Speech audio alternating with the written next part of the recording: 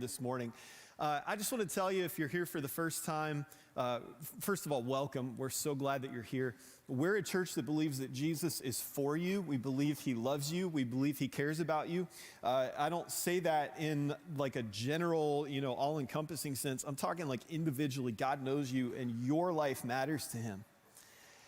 And my hope every single Sunday for people who come here is, look, like I don't have any idea or any misconceived notion that you're going to walk through the doors and necessarily all of your problems are going to get solved in an hour. But I do hope that every single time you're here that you hear something from God's word that encourages you and gives you some hope that he is for you and he does love you and he has a plan for your life. So last week we started a series called Rhythms, and this whole series is about connecting with God on a regular basis. And the reason that that's such a big deal is because it's in those rhythms. It's when connecting with God one-on-one is a regular thing in our lives that we hear from him and he's able to say things to us that are meaningful and transformational. That's when he does work in our lives that we can't do on our own. It's when we make those things habits or rhythms. So we wanted to take a few weeks to talk about those. Last week, Brian talked to us about fasting, which is something we don't talk probably nearly enough about. Jesus expected that's something we would do, and so we should probably talk more about that. We spent a little time on that subject, and today we're going to talk about another one maybe we don't talk about in this way quite enough, although we do talk about spending time with God. But today we're going to talk about solitude, which is a spiritual discipline that will transform your faith and will transform your life if you will put it to practice in your life. Now, again, the reason that we're doing this is this all goes back to a principle we teach on quite frequently around here. It's a really simple principle that you can apply to any area of your life. This works in the business area of your life, your career, your profession. It works in your education. It works in your relationships, your parenting, your marriage. It certainly works in the area of faith in your life. And it's this simple principle. It's simple, but very profound. It's that successful people do consistently what other people only do occasionally. That principle is not unique to us. It's not one that we thought up here, but it is certainly true. Successful people do consistently what other people only do occasionally. And so we want to make these disciplines things that we do consistently because I want you to be successful in the area of faith in your life. I want it to be meaningful. I want it to be, like we talked about a couple weeks ago, an anchor for you when times in your life get really hard. I want it to be something you can lean on in moments when you need something to lean on because you don't feel like you have anything else.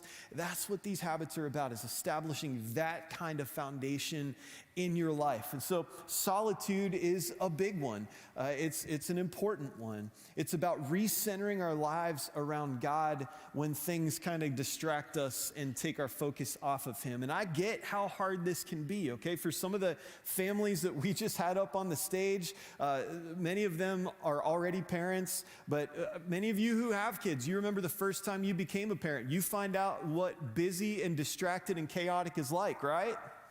Y'all remember that? My wife posted a thing on social media a while back that we have 4 kids. Oldest is 16, youngest is 2, so our lives are a little chaotic. And she posted this thing on Facebook a little while back that she had gone into the bathroom just to hide for a minute. And as she's sitting in the bathroom, our daughter Ellie's fingers just come under the bathroom door. Parents, you know what I'm talking about? Life gets a little chaotic, and then when you start working careers and, other obligations into those things, and then here's the hard part, all right? Then you start working like church into that mix. And sometimes, can we just be honest, sometimes you do things like you go to your small group or you come to church on a Sunday morning or you read your Bible or you take time to do some of those things, not because you really want to. It feels more like an obligation because you're just so busy and you just have so much going on. Life can start to feel that way. And so the idea of solitude and what we're going to talk about today is kind of getting us recentered and refocused on the meaning of that time where we're connecting with God and of the purpose and the value that it has in our lives. It's about stepping back to see how he has worked and how he is working, so it reminds us of how he's going to continue to work in our lives. And especially when things start to feel a little chaotic, it gives us clarity and it gives us refreshment for our souls. It makes me think of this verse in Psalm 46. This is verse 10 that says, "Be still and know that I'm God." It's that simple. Okay, if you need a reminder of who God is and of what he wants to do in your life, it starts with slowing down, sometimes even coming to a stop for just a minute if you can, and just being still. And that's when you'll be able to focus, eliminate the distractions around you, focus on who he is. So I want to ask you, when's the last time, just think about this, when is the last time that you just were still? That you found some quiet, that you found some silence, that you found some solitude, and you had a time for just you and God to connect distraction-free, just to be present with him, just to listen to him. I just want you to think about that. When's the last time? Your answer might be, I've never done that before. Or maybe it's been a while. Maybe you do that regularly, and if you do, you understand the value of it. This concept, I get this. This might be uncomfortable because you're thinking, man, if I just sit alone in a room, I've never heard God talk to me before, so it's just going to be me sitting in a quiet room by myself. That seems a little weird. Maybe you're like me. For a long time, I thought of that as something you only did if you became a monk and lived in the mountains somewhere. Or like you became a nun and like you lived in a monastery and you took like a vow of silence or something. Like I thought this was, I didn't think this was something that real people who lived real lives in a place like the place that we live would do. But the truth is that solitude is very different than that. See, solitude is not about just being alone. It's actually about being in connection, but it's about being in connection with God. That's what we want to try to get to today. And it's modeled for us, like Seth said earlier, by Jesus. We see him do this. One of my favorite verses in the Bible, Mark 1:35, tells us about a time Jesus did this. He'd had a really busy season. He's healing people. He's teaching people. A lot of people want his attention. They want his time. They want his presence. They want something from him. They want something from him. They want something from him. And Jesus would feel those demands. And so this is what he would do. Mark 1:35 says, before daybreak the next morning, Jesus got up and went out to an isolated place to pray. He went and found a place where people wouldn't distract him, where he could focus. He even got up early in the morning. The sun wasn't even up yet. He left the house because he knew when other people in the house started to wake up, immediately there were going to be demands on his time and his attention and his focus. He got up, he went and found a place where he could be alone, and he prayed. And this wasn't something he did once in a while. There's another verse in Luke chapter 5 that says Jesus often withdrew to the wilderness for prayer. So this was something he did all the time. And now, I'm not going to try to overly spiritualize this, although this is a very spiritual thing, but just go with me here, okay? We believe that Jesus is not just the Son of God, but as part of the Trinity, which I know is a deep spiritual concept. We're going to unpack that in a series coming up soon. But as part of the Trinity, Father, Son, and Holy Spirit, Jesus is God. So here's what I'm getting at right now, okay? I promise this is not a super deep thing. It shouldn't be. If Jesus needed time to get alone and pray, don't you and me need that time? You and I need it so bad. If he needed to take that time and he did it regularly, then, oh my gosh, we need it even more. And there are plenty of other examples in the Bible of people who did this all the time. I think of Moses and David, and you can track through the Old Testament, the New Testament, and find people who made it an intentional thing to get alone with God, and we see how God worked in those times. But I want to share one with you today that really stands out to me. It's the story of a guy named Elijah. We actually taught a whole series on his life last year, if you want to go back and kind of really get into it. But we find Elijah's story in the books of 1st and 2nd Kings, starts in 1 Kings 17, and he was a prophet. That's somebody that God would use to give a message to his people. So God would say, Elijah, I want you to go tell the people, and then kind of on from there, and he'd deliver these messages. And God used Elijah to do some incredible things, but God had also worked just powerfully in Elijah's life. He'd done some things for him, like one time Elijah's in a really tough place, and he didn't have any food to eat. And God just miraculously provided food for him to eat. It's a great reminder of how God promises to provide to meet our needs, and he watches out for us in that way. Elijah had seen God show up over and over and over again, even up to this encounter that he has. It's kind of the thing that Elijah's known for. If you know his story, there were these false gods, Asherah and Baal, and they had all these prophets that served them, that worshiped these false gods, and these were the gods of the queen who had the queen married this king Ahab, and she turned him bad, and basically like these were pagan gods that she brought into the picture, and so now they have all these prophets. And Elijah, he obviously, as a prophet of the true God, doesn't want this. He doesn't want to see the people beginning to worship these false gods, and so God says, you got to tell them, knock this off. We got to get rid of these false gods. And so there's this, I'm taking a really cool story and boiling it down here, okay? There's this showdown on Mount Carmel where Elijah says, all right, guys, all you prophets of the false gods, you get together, and here's what we're going to do. We're going to build an altar. We're going to pour so much water on it that it's going to not just flood the altar, it's going to flood the ground. And then you go ahead and pray to your gods, and you ask them to light this altar up with some fire, and let's see what happens. And so they start to pray, and nothing happens. And I love this about Elijah. I can relate to this. He's standing off to the side. He starts talking a little trash. He's like, oh, they must be sleeping. Keep praying. I'm sure they're going to get back to you soon. Come on, you're doing a good. Keep going, right? No fire. Then Elijah steps up, and he prays to the true God. And maybe you've heard the story.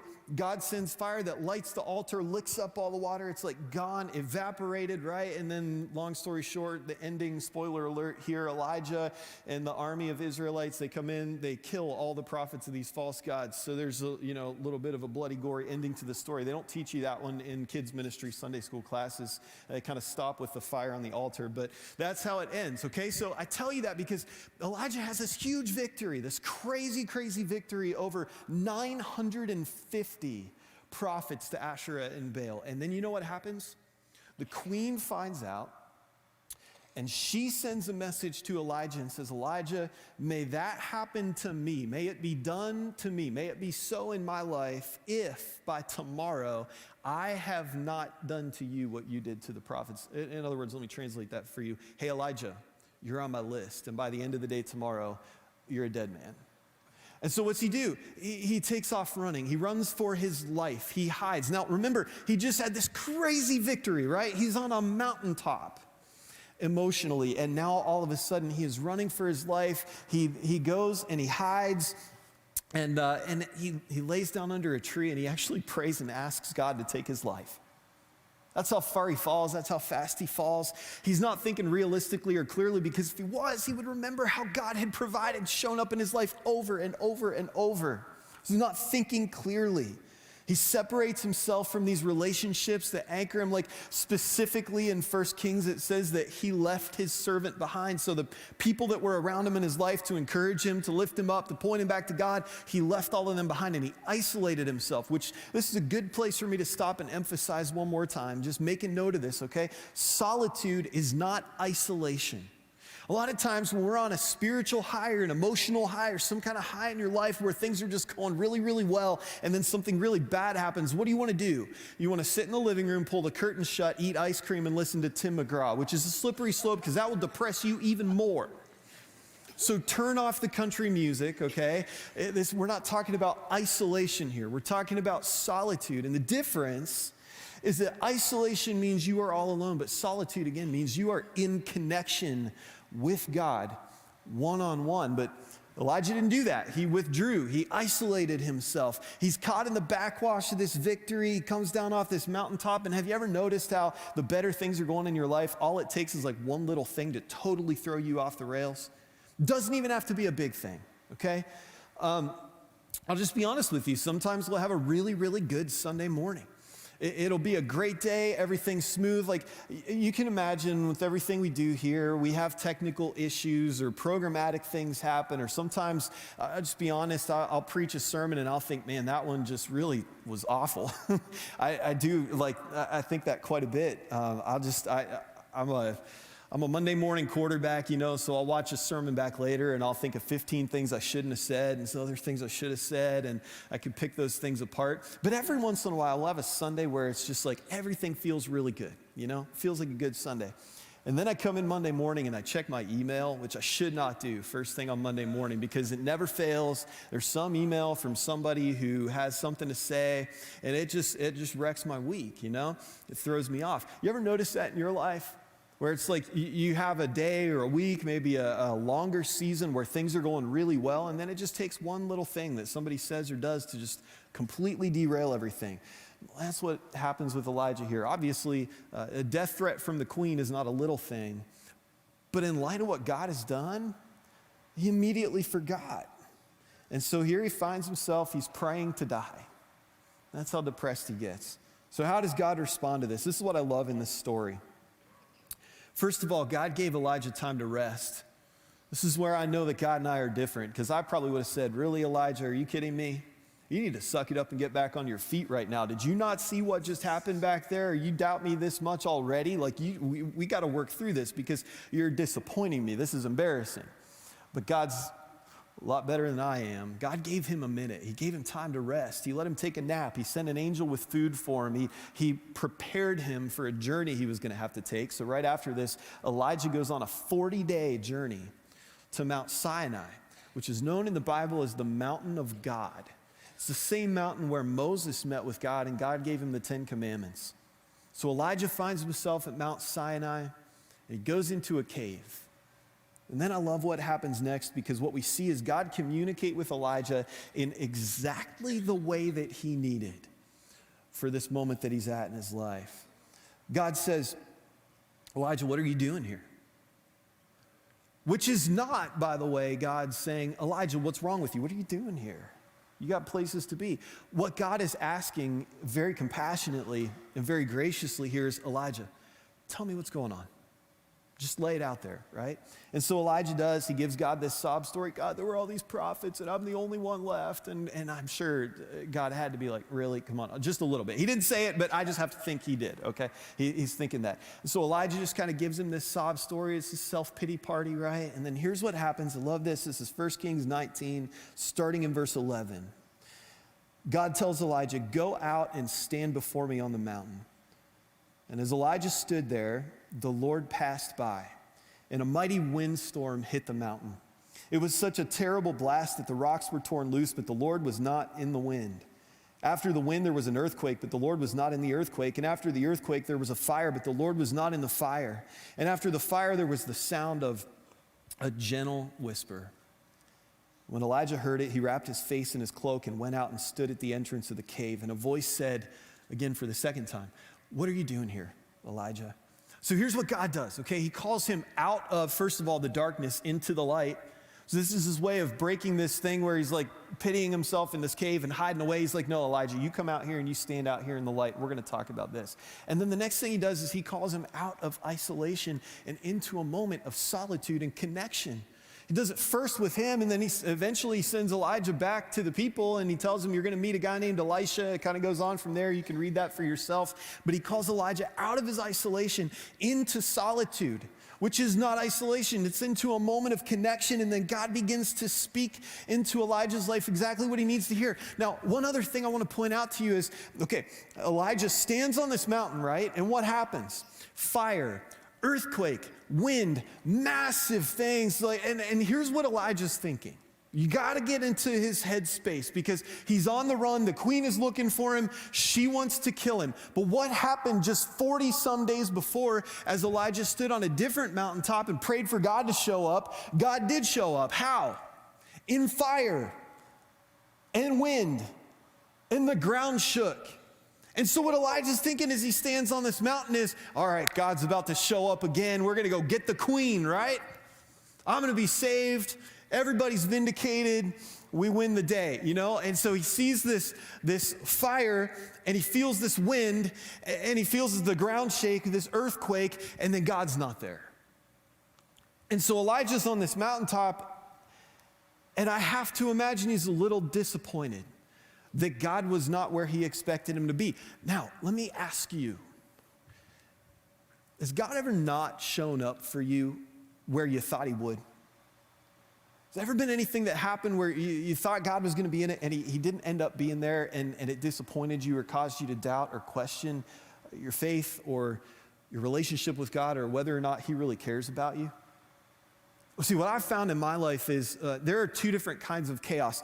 There's a chaos that's outside my control because life just happens, and it's going to happen to you, and it has happened to you, and it will happen to you. But there's another kind of chaos, and it's self-inflicted, all right? It's when we get ourselves into this place where we are so busy that we can't find times for stillness and solitude because we just have too much to do, too many places to go, too many people to see, too many responsibilities to handle, and some of it, so many times, is just self-inflicted. We just get ourselves into this crazy pace that we just can't keep up with.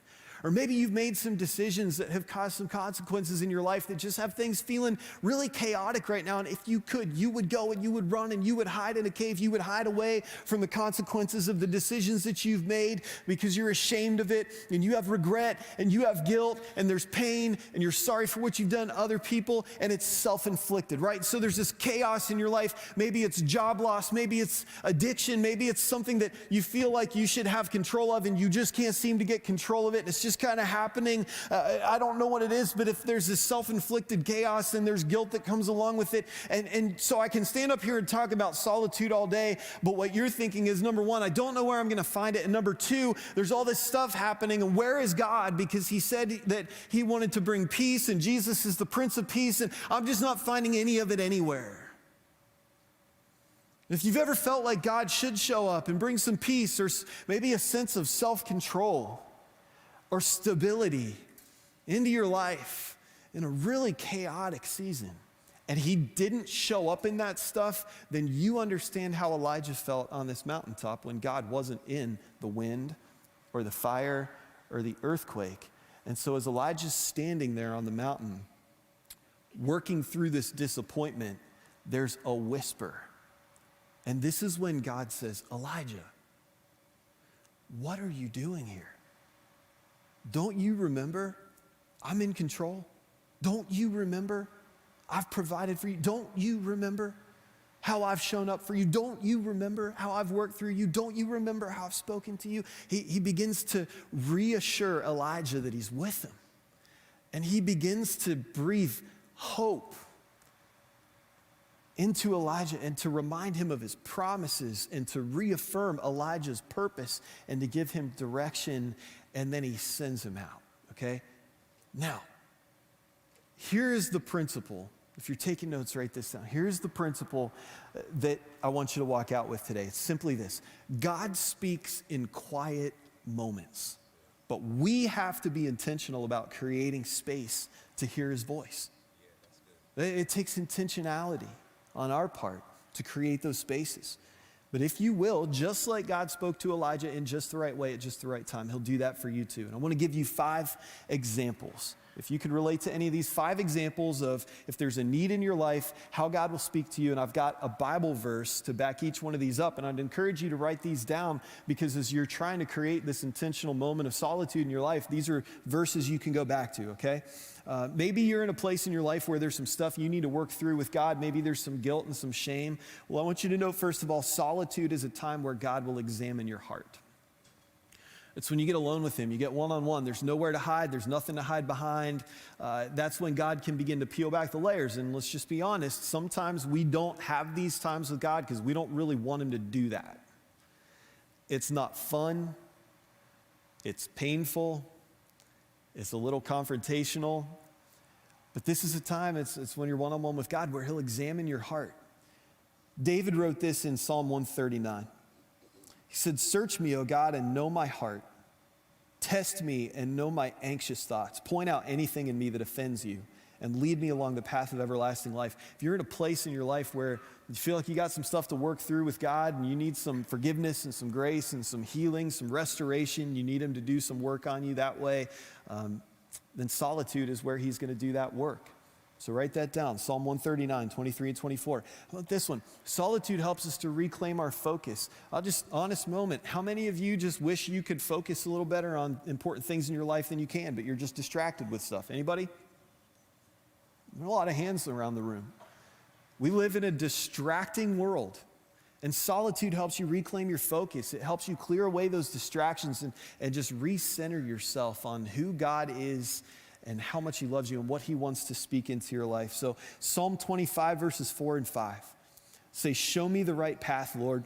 Point out the road for me to follow. Lead me by your truth and teach me, for you are the God who saves me, and all day long I put my hope in you." It helps you reclaim your focus. How about this one? If your faith feels a little weak, solitude is where your faith will be strengthened. It's where God does that work in you. It's like a deep breath for your soul. It allows you to process and release your anxiety and reconnect with God's promises. And you gain the strength to navigate life's difficulties. Psalm 62, verses 1 and 2 say, "I wait quietly before God, for my victory comes from him. He alone is my rock and my salvation, my fortress where I'll never be shaken. Man, if you feel like your life is just shaken right now, there it is. It's in solitude that God will strengthen your faith, and that'll hold you together through those hard times. There's another one. Solitude will help you to hear God's voice. If you're at a crossroads, if you're facing a decision, if you wish you could hear a word from God to give you a little bit of clarity or direction, it's in a moment of solitude where you're going to hear from him, just like Elijah did. God told him where to go and who to see and what to do. He'll do that for you. If your mind's filled with the world's noise, you're going to struggle to hear God's voice. Let me tell you something. Don't email me, especially tomorrow, because you'll wreck my week, okay? But let me tell you something. The more you listen to CNN and Fox News, the less you will hear God's voice.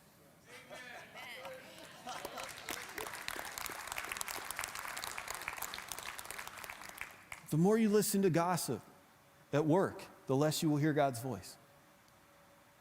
The more you listen to complaining from yourself, from other people, the less you'll hear God's voice. It's when you get alone with him in a moment of solitude that you'll hear him most clearly. Isaiah 30:21 says, your own ears will hear him. Right behind you, a voice will say, this is the way you should go, whether to the right or to the left. So if you need to hear from God, it's in a moment of solitude, okay? And last one, solitude increases our patience and our peace. I'll ask you another question. How many of you just wish there was a little more peace in your life, in whatever way, personally, in the world, whatever? Man, we all want that.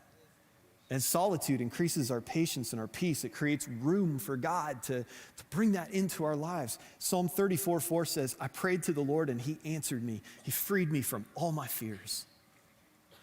It happens in solitude. It's solitude, and it's that patience and peace that God will bring into your life that will give you the ability to respond to people with grace instead of just reacting, which I'll be honest is more important right now and in the days and the weeks and the months that are going to come than it's ever been before, because I just acknowledge, I know that today, in the wake of the election a few days ago, some of you are really, really excited, you're thrilled, you're happy, you're praising God for the result of the election, and some of you are not.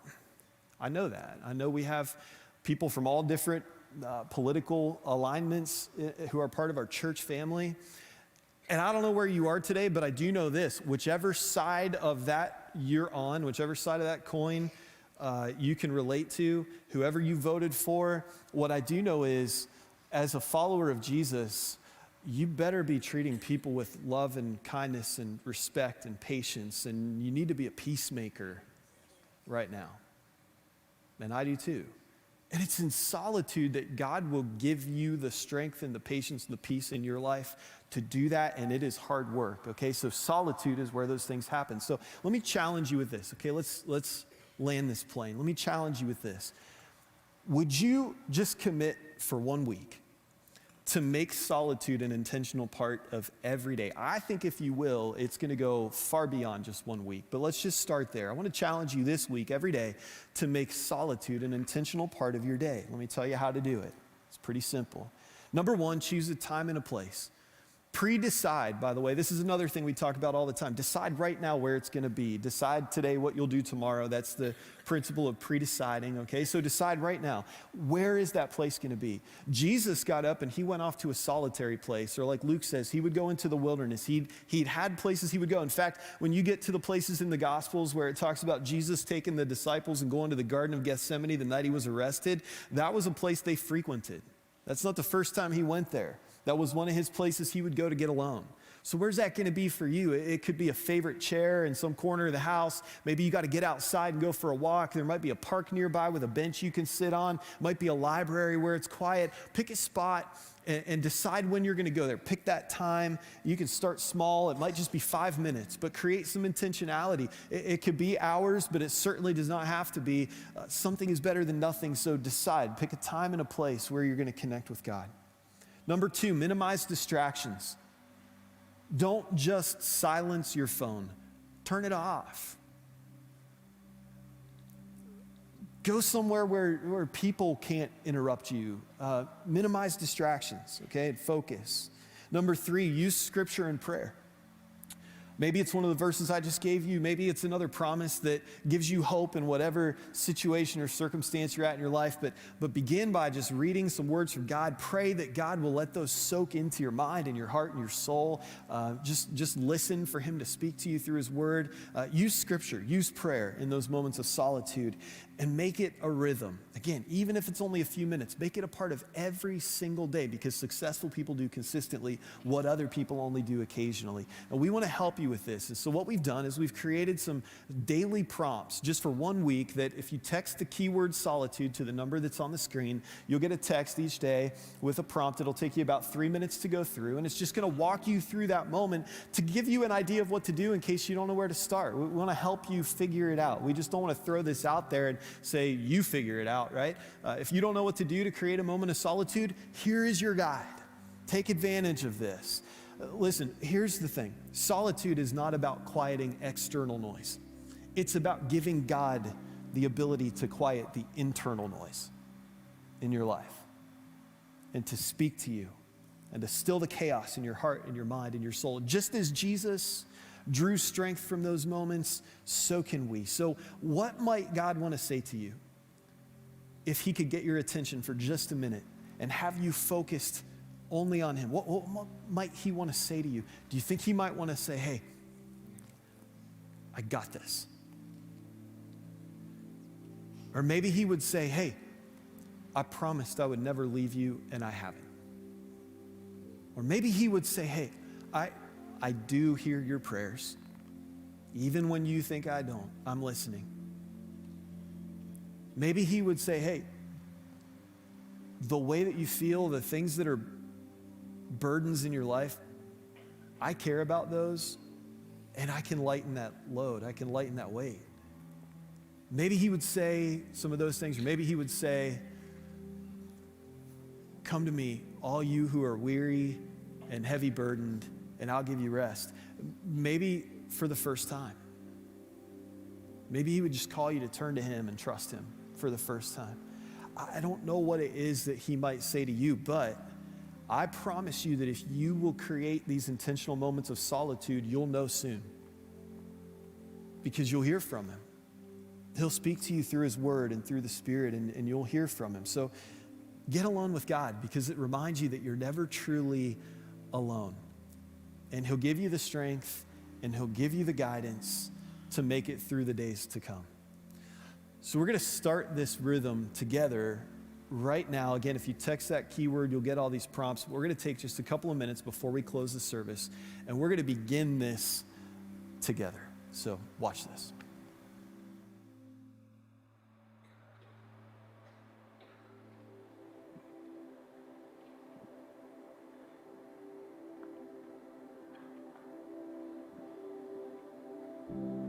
The spiritual writer Henri Nouwen once said that solitude is not a private therapeutic place.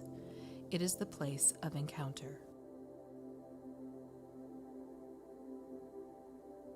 You see solitude all over the life of Jesus. Jesus often withdrew to lonely places and prayed. Solitude is not an easy path, but it is the Jesus path to a strong, deep, joyful, vibrant life with God. We follow Jesus' example, and we go into solitude. Let's start by preparing our bodies. Take a long, slow breath from your belly all the way up through your lungs. Inhale through your nose and exhale through your mouth. Count up to 5 seconds on the inhale and down 5 seconds on the exhale.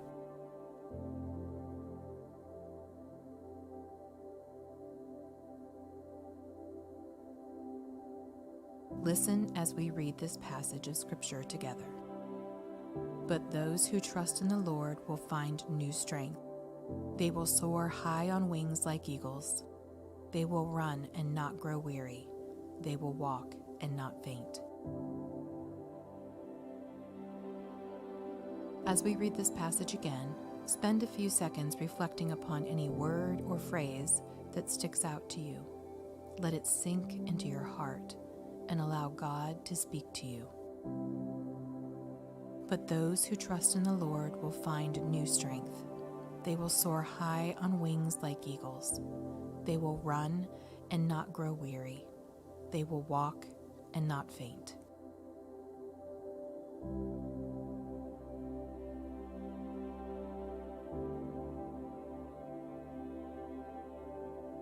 As we finish, let this prayer to God give you comfort and peace.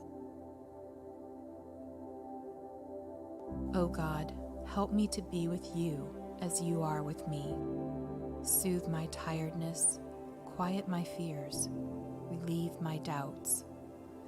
Lord, release me from the fears and guilts which grip me so tightly, so that I may be open to receiving the peace that you give.